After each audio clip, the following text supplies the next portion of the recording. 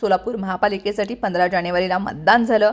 13 जानेवारीला लाडक्या बहिणींच्या खात्यात 1,500 रुपये जमा झाले। या निवडणुकीमध्ये लाडक्या बहिणींनी सत्ताधाऱ्यांनाच पसंती दिली आहे।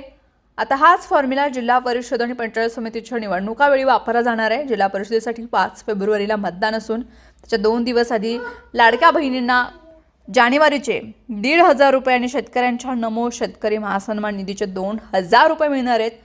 राज्यामध्ये शेतकरी सन्मान निधीचे 90 ते 94 लाख लाभार्थी आहेत। दुसरीकडे ग्रामीण भागामध्ये लाडक्या बहिणींची संख्या ही 1.25 कोटींपर्यंत आहे। शेतकऱ्यांना प्रत्येक 3 महिन्यांमधून एकदा राज्य आणि केंद्र सरकारकडून प्रत्येकी 2,000 रुपये मिळतात। केंद्र सरकारचा हप्ता वितरित झाल्यानंतर 8 दिवसात राज्य सरकारकडून शेतकऱ्यांना सन्मान निधीचे पैसे दिले जातात।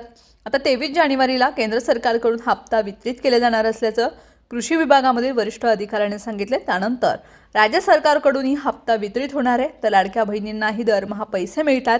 लाडक्या बहिणींना डिसेंबर महिन्याचा हप्ता महापालिकेच्या मतदानापूर्वी वितरित झाला। आता जानेवारी महिन्याचा हप्ता महिलांना मिळणार असून 1 ते 3 फेब्रुवारी दरम्यान वितरित होईल असं महिला आणि बालकल्याण विभागामधील वरिष्ठ अधिकाऱ्यांनी सांगितले। 10 दिवसात शेतकऱ्यांना 4,000 रुपये।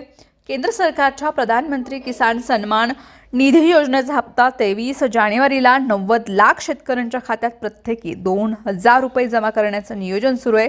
दुसरीकडे राज्य सरकारच्या नमो शेतकरी महासन्मान निधी योजनेचेही जानेवारी अखेर किंवा 2 फेब्रुवारीपर्यंत प्रत्येकी 2,000 रुपये जमा होणार आहेत। त्यासाठी कृषी विभागानं वित्त विभागाकडे 1,930 कोटी रुपये ही मागितले आहेत।